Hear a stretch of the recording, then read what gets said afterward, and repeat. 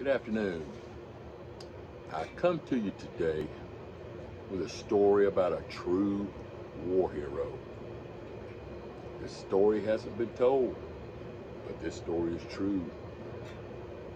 This fella doesn't tell anybody anything about it. He doesn't want praise or glory. He's just says he did his job.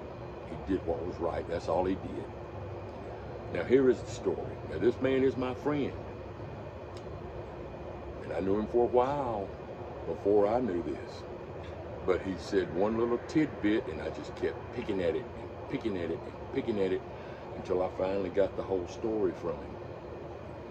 Now, my friend, who I'm trying to get this made into a movie, I'm trying to put this in front of some producer's face, his eyes, so somebody that can do it will see this. So share this far and wide with everybody you see. My name is George McDonald. I live in Griffin, Georgia. And my friend, he joined the Marine Corps at 16 years old, which you're not supposed to do, but that's the beginning of his story. He had a friend's daddy that lived down the street go to the recruiter and sign him in pretending that he was his daddy. So he's in the Marines now. And it's 1968, I believe.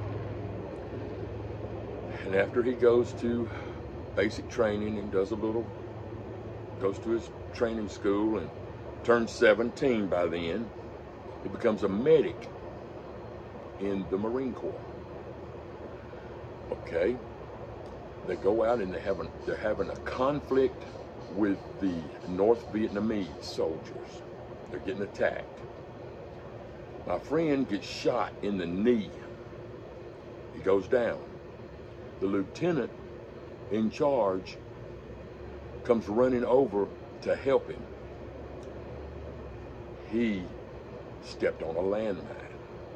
It blew one leg completely off, and the other was hanging on by about a 3-inch little piece of flesh. Just nothing really, just barely hanging on. Okay, and this is where it starts. The rest of the unit that they're in leaves. They leave them behind. They have to go, they said. One fellow brings him a gun and says, "You're going to need this, but I got some advice. Save the last bullet for yourself." Now, if you're like me, you're thinking, what batch of Marines would leave somebody and do that? Okay. I thought the same thing. Well, so now they're there by themselves. And he's got to try to get him out and go the 10 miles back to the home base or wherever it is they were having to go. And he starts carrying the lieutenant.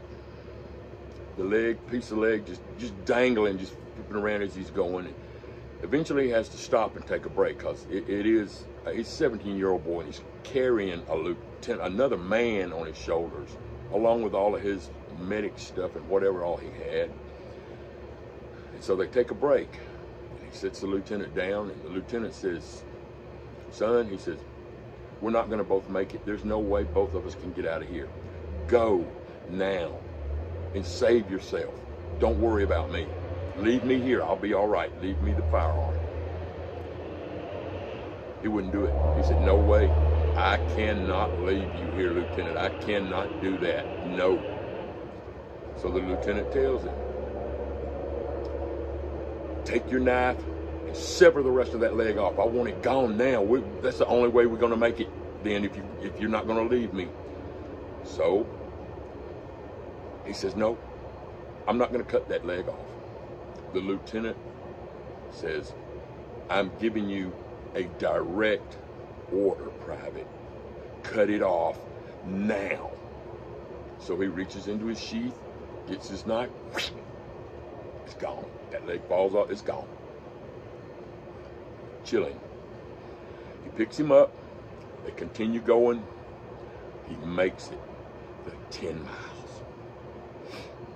I'm sorry, it's a little... Okay, makes 10 miles. Well, what happened to the rest of the unit that left him, you say? Well, they all got court-martialed. Every last one of them. They all got court-martialed. Deserve it. But you never hear this story. My friend received the Silver Star of Valor for saving a life in a battle condition. Now, he went ahead, served 20 years, retired.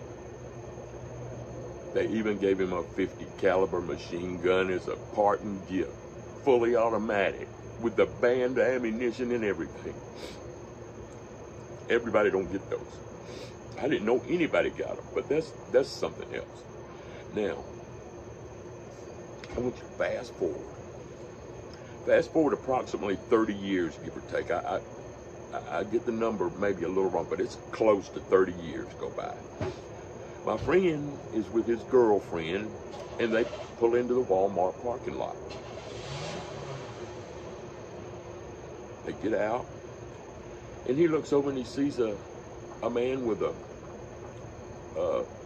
in a powered wheelchair with a little American flag up behind him on the whatever it was mounted to.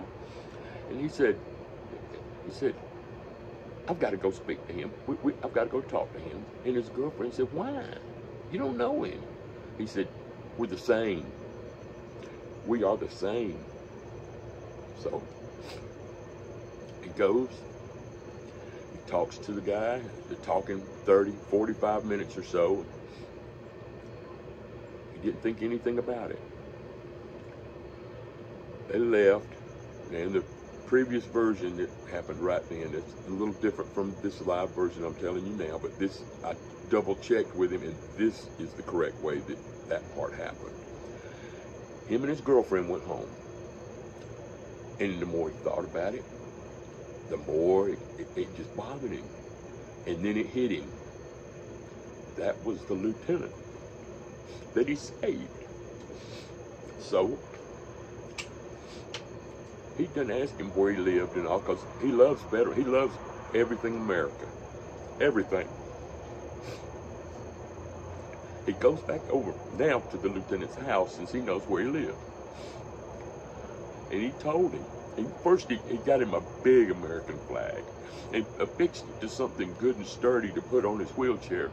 So now when you see him out and about on his wheelchair, he's got the big American flag. But he told him, he went back and he told him, he said, you don't know who I am, do you? He said, no. He said, but I know who you are. And he said, I am such and such. I will tell the names when the time is right. And they both had a tearful reunion right there on the front porch. Now, I wanted to go talk to that man, and I did. He wasn't supposed to be back. He had a massive stroke. He wasn't supposed to be back home, ever. They thought he would never be back home. But he went back home. And that's when I saw him. I saw him because I'd been told where he lived, and I was watching to see if he'd ever come back out and sat on his front porch, and he did. And I was so ecstatic. But I pulled in, and I go, and I tell this man everything that I'd been told. He verified it. He couldn't quit crying either. He kept crying, and he just shaking his head. Yes, yes, yes. His speech is a little off because he had a stroke, but he verified everything. Now, also, all of this is owned in the Marine records, official Marine records. It's just nobody ever publicized it. So I'm here today to try to get this in front of as many people as I can, to get this man the recognition that he deserves, although he don't care about recognition. He doesn't want it. He don't see anything big in this whole thing.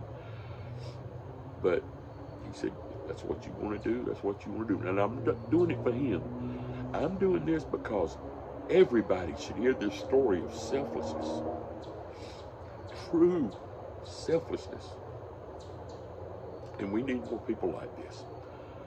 I hope it'll be a big, happy occasion when I get to release the names and everything goes as planned. Because it's sad to see a man like this.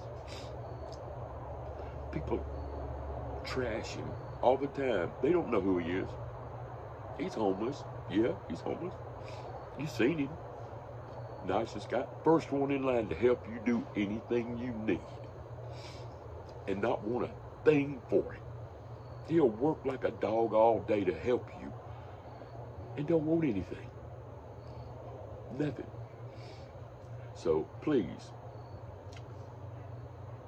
share this. Send it to anybody you can think of. Anybody. And they can contact me via Facebook, George MacDonald. I'm the George MacDonald that's leaning against the toolbox, standing in front of a Pratt & Whitney F100 jet engine. Or you can go to my YouTube channel and get with me there. George MacDonald Live Jokes. Believe it or not, it's jokes. But this is serious. So either way, contact me. I will give you everything I can and all the information I know and set you up to interview both of them. But his time is of the essence because the lieutenant isn't doing that well. And you never know how long somebody has. So if you're going to interview the lieutenant, the movie people need to get here and interview him. I'm trying to get everything down on tape. But until everything's done, it's still up in the air. So spread it, share it, share it. Let it go viral. It needs to be told. We got to get this told so all of the world can hear this amazing story. There's so much more to his life, too. I'm not even getting into his life. So many things. It's just amazing. Oh, and did I mention the last kicker to the tidbit here? Tidbit for the kicker is he's autistic and he has a photographic memory. The Marines didn't catch it. There was no test for autism back then.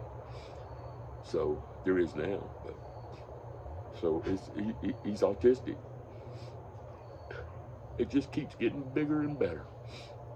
But I hope you enjoyed this story as much as I did. Maybe you didn't tear up. It hits me every time. But enjoy. It's going to be a wonderful tomorrow. Have a good day.